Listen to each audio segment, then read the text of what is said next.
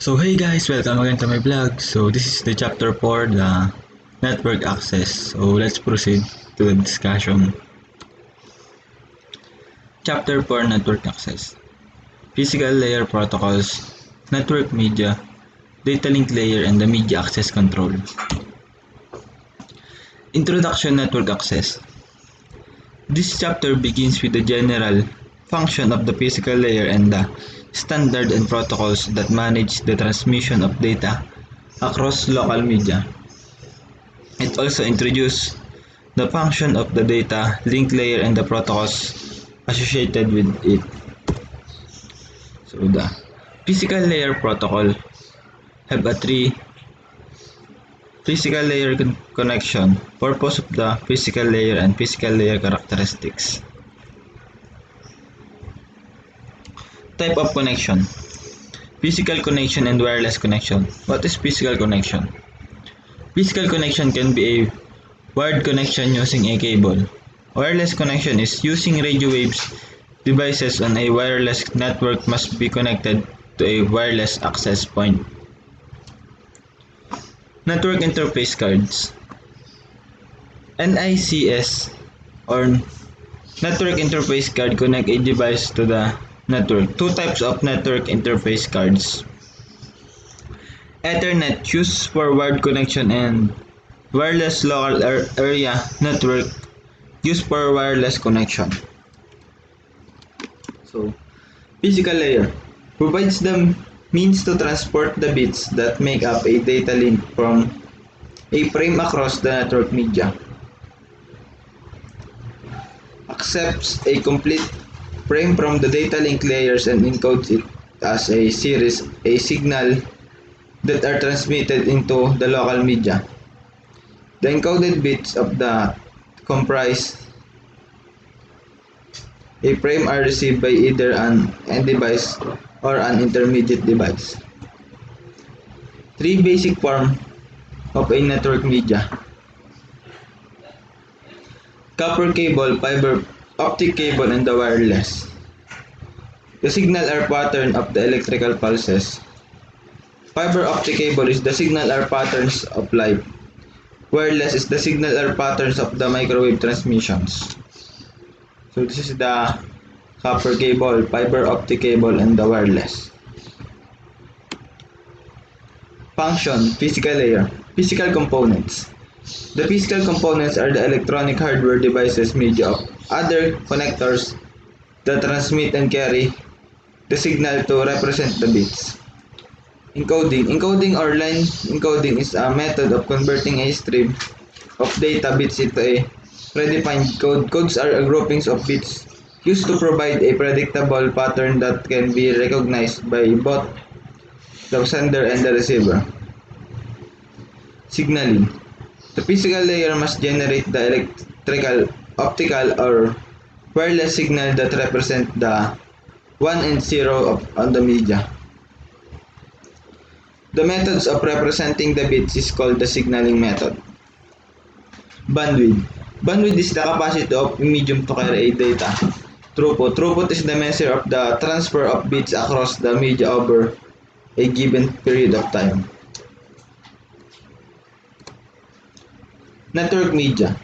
Copper cabling, UTP cabling, fiber optic cabling, wireless media. So, UTP cabling consists of 4 pairs of color-coded copper wires that have been twisted together and then encased in a flexible plastic sheet. Limiting effect of crosstalk in UTP cable by cancellation. Cancellation is when two wires in an electrical circuit are placed close together. Their magnetic fields are the exact opposite of each other. Therefore, the two magnetic fields cancel each other and also cancel out any outside EMI and RFI signals. Varying the numbers of twists per pair to further enhance the cancellation effect the paired circuit wires. Designer vary the numbers of twists of each wire pair in a cable. Fiber optic cabling properties.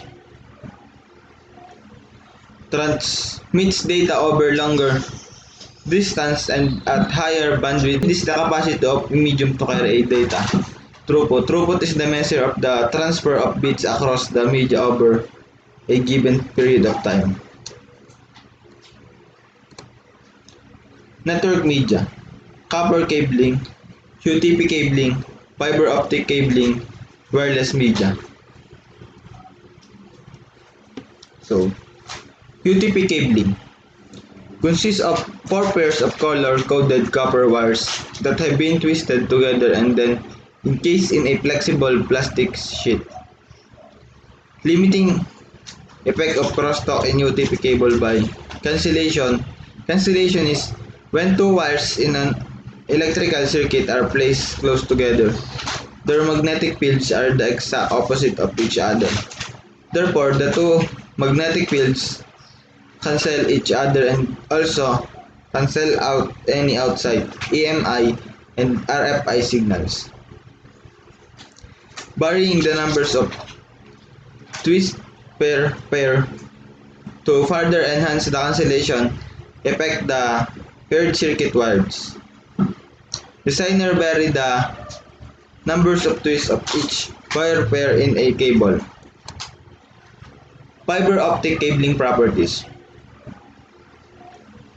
Transmits data over longer distance and at higher bandwidth than any other networking media.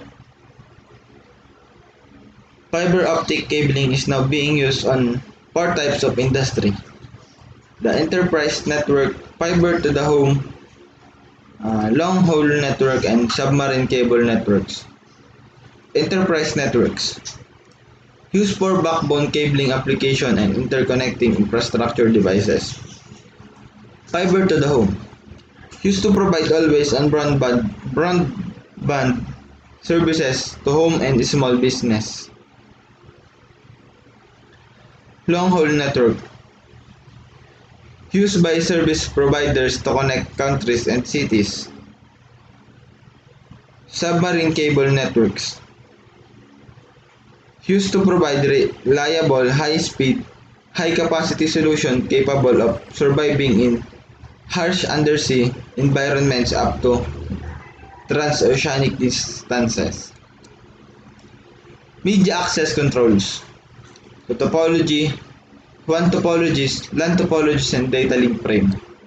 The four media access control. Controlling access to the media. Regulating the placement of data frames onto the media is controlled by the media access control sublayer.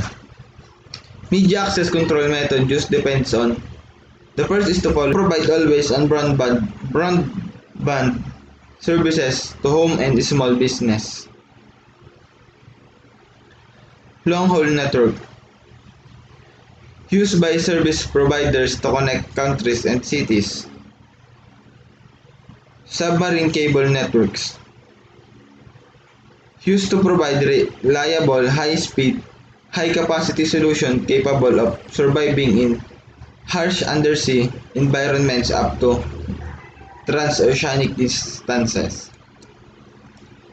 Media access controls.